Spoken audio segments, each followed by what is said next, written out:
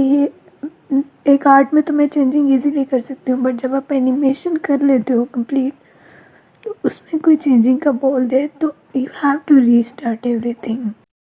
आप सबने ये वीडियो देखी होगी और खूब ट्रोल भी किया होगा, लेकिन हकीकत ये है कि एनिमेटर्स के लिए ये एक नाइटमेयर होता है कि आप पूरा काम कर लो और उसके बाद क्लाइंट आपको रिवीजन दे दे। और मैं देख रहा था कि वीडियो के अंदर बहुत सारे वो लोग फ्रीलांसिंग आके झाड़ रहे थे जिनको खुद भी एनिमेशन का एबीसी भी नहीं पता। हमारे यहाँ जितने भी एनिमेटर्स काम करते हैं मोस्टली इंडिपेंडेंटली काम कर रहे होते हैं, यानी इसका मतलब आप इन सिंपल वर्ड बोलो तो एज ए जर्नलिस्ट काम कर रहे होते हैं, यानी जिसका मतलब ये है कि शुरू से लेके आखिर तक का काम वो खुद ही कर रहे होंगे। इन सिंपल वर्ड यानी कि उन्होंने सबसे पहले कैरेक्टर्स बनाए, उन्हें रिग किया, इन्वायरमेंट बनाई, फिर उसके बाद उन कैरेक्टर्स को एनिमेट किया और उसके बाद लाइटिंग की और फिर उसके बाद फाइनली रेंडर करके जब क्लाइंट को दिखाया तो क्लाइंट ने बोला वो कोई मसला नहीं है, ये जो कैरेक्टर का एक फेज है ना बस इसको चेंज कर दो। कहने को तो ये छोटी सी चेंज होती है, लेकिन एनिमेटर इसको एक पूरा वर्क फ्लो को देख रहा होता है कि पीछे जाके मैंने हर चीज़ को फॉलो करना है, हर चीज़ को चेंज करना है, फिर दोबारा रेंडरिंग तक आना है।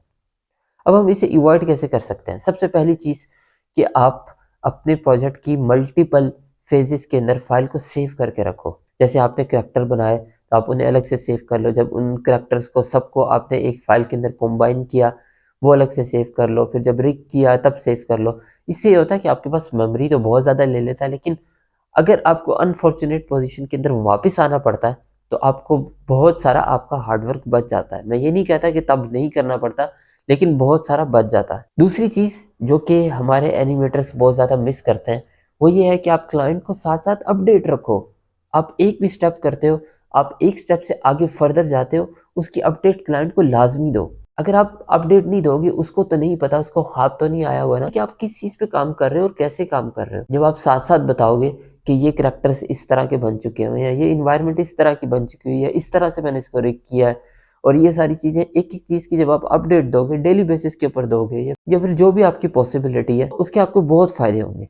नंबर 1 चीज़ ये है कि आपको वापस नहीं आना पड़ेगा कि आपका क्लाइंट ने अगर कोई चेंजेस करवानी होगी तो वो पहले ही करवा लेगा। आप क्लाइंट को इस तरह से ऑफ़र दे सकते हो कि एक लिमिट तक आपके पास रिवीजन फ्री है और उसके बाद आपको रिवीजन के अंदर कॉस्ट किया जाएगा।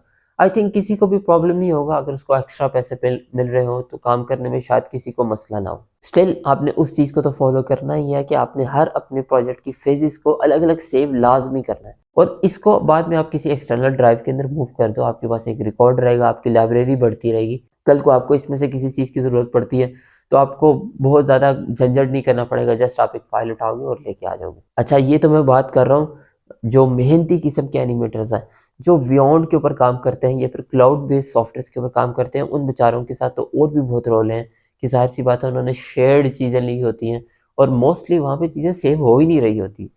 इसका मतलब ये है कि अगर आपने कोई रिवीजन डाल दी, क्लाइंट ने कोई रिवीजन डाल दी, तो आपको हर चीज़ दोबारा से करनी पड़ेगी। इसका सॉल्यूशन बहुत मुश्किल है, अगेन वही है कि क्लाइंट को साथ-साथ अपडेट रखें, जो-जो आप काम कर रहे हैं साथ-साथ उसको दिखाते रहें, यही उसका सॉल्यूशन है। लेकिन वैसे बियॉन्ड के ऊपर साथ-साथ आप सेव भी कर सकते हो, अलग-अलग उसके फेजेस भी बना सकते हो और उसको एक फ़ोल्डर में भी ले जा सकते हो, ये पॉसिबल है। हाँ, अब बात कर लेते हैं व्हाइट बोर्ड एनिमेशन वालों की।